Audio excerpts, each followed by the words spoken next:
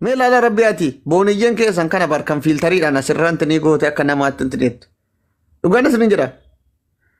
Mucaa buqqachaa fakkaattu kana baadiyyaan tinii keessaa dhuftee as fiiltariidhaan rooza arabaatiin xiq of gootee ustaazatti muudii qabatti. Dhugaan isin jedha.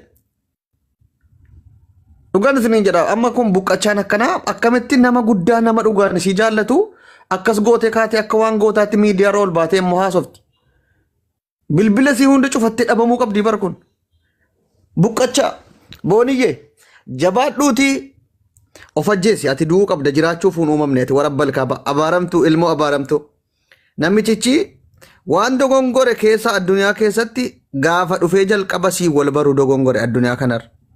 Intala buqqachaa kana durba dhabamte kan inni intala buqqachaa kana irraa qabame akkasitti of wallaalee mucaa sanuu onlaayinii irratti dhiira biraatii wajjiniin otuuni kaa qabdu intineetu otuun isatti sana hunda danda'ee waliin hin jiraadhaan jedhee akkasitti mee viidiyoo inni intervii mana Nasraa Gorsotti mitaasa'e tokko warri dhaggeeffatan warri qalbiin isin bade akka dhugaan jaallatu akka inni ala boohu sana wajjin boosan dhugaa rabbi an namaaf gaddeen beeku namaaf hin gaddu akka qaldiitan gin edaa ilmi dhiiraa tokko akkasitti jaalalaan miidhamee gaafa onneensaa isa cabdu arguun hedduu onneena cabse.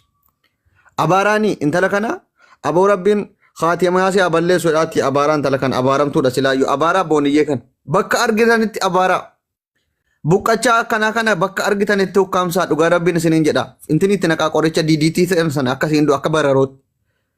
Dhugaan isiniin jedha fokkattuu kana laala aboo rabbiin bultii gaarii sitta ijaaru obboleessa kiyya Muhammad Bayyan. Rabbiin waan gaarii tokko sitti qabuuf jecha buqqachaa kanaa sirraa qabe hin aarin hin boohin.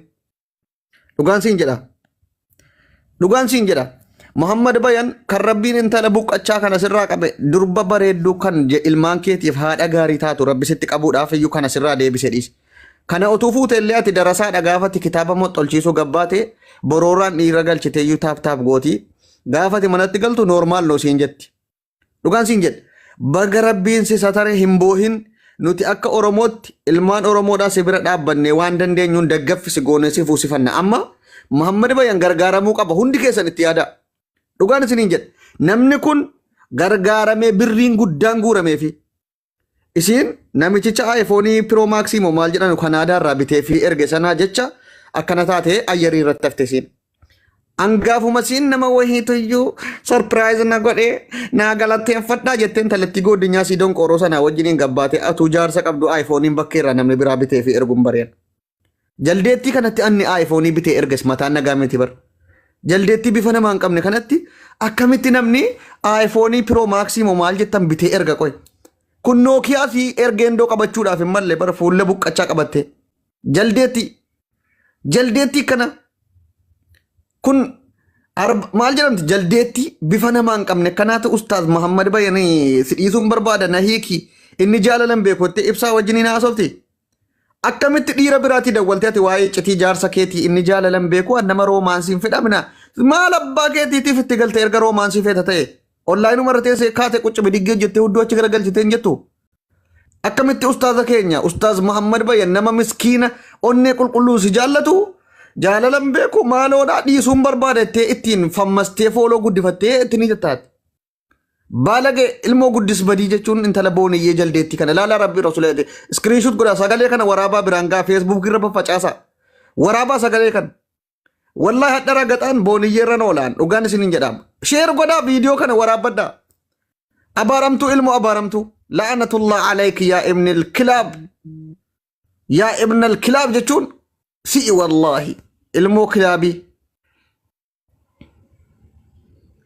والله أنت قلب الأبي أنت قلب الأسود جلدتي بوكو مالكن أبولي وانكي شمر ربي مبلتي سيدان اسم مكوريجرو كان عمل غاري قبدانو كان ديني ربي براتني سفودان ميديا كان روتو أسيفاتشي دورغو فمين أتو فيديو كيسان إيرا براتي نرگسي سنجرتو يوتي عملك أبدو يوتي أستاذ محمد باي keessaan dubbisaa jaartii bareedduu ta'aafiitii halaaleffadhaa waliin jiraadhaa dhugaan isinii jira.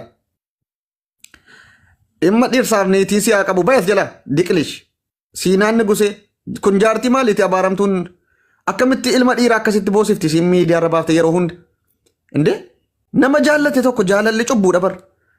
Dhimma jaarsaaf jaartii tilaalle jinna. Nama miidharraa araba jaalalan beeku an nama roomaansii na godhu isa Kanaadaa sanatu irra roomaansii na godha jettee qubaan oftumaa jirtu akkamitti ati jaarsaaf jaartii jette. Ustaaz Muhammad amma hin gargaarra heetti fuunaa wallahi waan dandeenyuun anillee hanga humna kiyyaatiin namni kun akka inni gargaaramee intala bulguu jaldeettii fakkaattu kana garaa gubu huummoodha kun nama fakkaatti. Fuudhee zawjatin saalihaa rabbiin salgii ajaa'ibaa diggis baadee salgi ndi agabaan naragaaleen. Salgii maraachaan akka booniyyeen jaldeettiin kun garaa gubattutti itti fuunaa. Mucaan akkanatti boohee qalbiin cabee maaloo warri itti dhiyoo jirtanu nama kana tasgabbeessaa Muhammad Bayyan akka inni of miidhuun godhina. Dhugaan isiniin jedha. Mallaqas yoo ta'e mixii wal qabattee harba ceeti loomiin 50 nama tokkoof ba'aadha. Nama 50maaf geexii akkuma jedhamu waan dandeenyuun nama kana bira dhaabbannee haala ajaa'ibaatiin intala bareedduu adaba qabdu kan viidiyoodhaan of hin shakin kan adaba qabdu kan durbummaa qabdu jecha on dingila daati mootummaa sille durbummaan biyyaa baate qubaan ofirraa balleessiteetti dhugaan isiniin jedha kun achi dingile meellaate mootummaa sille akka carraa kun durbummaadha maal durbummaa qabdi kun ofiifuyyuu dullattii waggaa 40 fiiltarri nama godhe roosni. Kan durbummaa qabdu kan duudaa takkatti hin boone fuucoo Ustaaz Muhammad Bayyan dhugaan isiniin jedha. Wallahi dhugaan isiniin jedha. Rabbiin butii gaarii itti ijaaru baaduu anillee dheengadhaa'ee dhiira yuusa minaamin jedhe ittiin gaafanii ajaa'isii sana hunda dhoksee fi nam fuudha rakkoon qabu anatu jaallate dheessa sana waan Facebook irratti uummanni isa arrabsee jennaan ammas qalawaan qamantaa ol jiru gahee isiidhaaf jecha aarsaa kan hunda kafalee isii nama torbii tokko keessatti inni jaalalan beeku cal jedheetuma daawaanatti mammen jettee gabaate. Donqoro amma makiyaan kun itti heerumti yoo ta'e ol galchine tirii goona hundi keessan taaptaappii godhaa taaptaap godhaa sheer godhaa Ustaaz Muhammad Bayyan akka bira dhaabbannu akka hamilee taanuuf itti hima. Rabbiin rasuuliyati kun amma ilmoo nama fakkaati baga rabbiin biyyaa baase malee kun sabaa sabaattiidhaan beelaan duute oolte dirqiyyata mattaachi. Agabu ilmoo agabu dhugaan isiniin jedha. Ichi raabtenyaa የሆነች ልጅ እንዴት አባቷ ነው እንደዚህ የምታደርገው? ማል አባሲ ገቲ ታቴፍ ነማ ከነ ቦችፍቲ አከ ዳኢማት ተጠበት ገራና በደ ወላሂ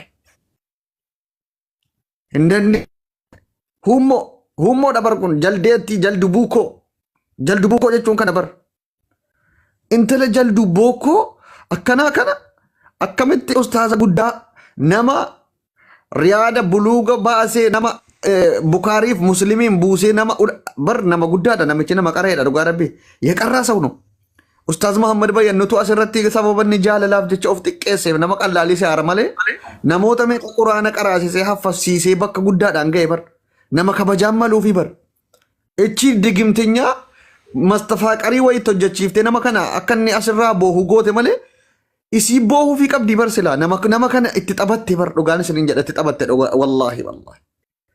Gabbaatee gangalattee daaraa keessa gangalattee dhiifama gaafatu malee irraan buunu kana booda dhugaan isiniin jedha. Anfataatem inni babakkulee hanga siin daaraa keessa gangalattee otuun jaarsa qabu akkana gochuu kiyyatti Oromoo dhiifama naa godhaa jettee kurrifattee akkana gochuusit hin dhiifnu. Yoomuu si dhiisaaf sirraa bu'uudhaaf hin teenyu dhugaan siin jedha. Si qaqqaxna teqqaxaqqa caallesh miidiyaa irraa si balleessinaati. Lammata ija tokkoon as baatee daawaa gochuu hin dandeessu. Hin dhiifamtuun talli kun. Sanuu ija jabeetti ija soo giddaan dhattee gabbaatee wal asri innal insaana lafii kusri jettee daawaa gochuu barbaadde ilmoon kasaaraa fi intiniidhaan of kasaarsaa bultu.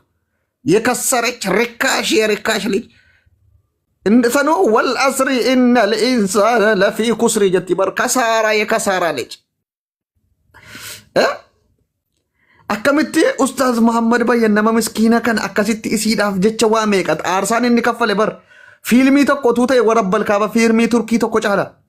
Yeroodhuma gabaabaa kana keessa wanti isiin itti goote Feesbuukii kana irratti waa meeqa fageenya teesse sii dhufaan jira jaarsa koo jedhaa isiin intini guyyaa afaaniin isa sobaa halkan Kanaadaa bulti viidiyoodhaan. Guyyaa isaaniyyuu maay ustaaziyyee maay baabiyye jetti halkan viidiyoodhaan iyyuu Kanaadaa bulti ofii qaamaan Beeruut Mubaareniin jirti.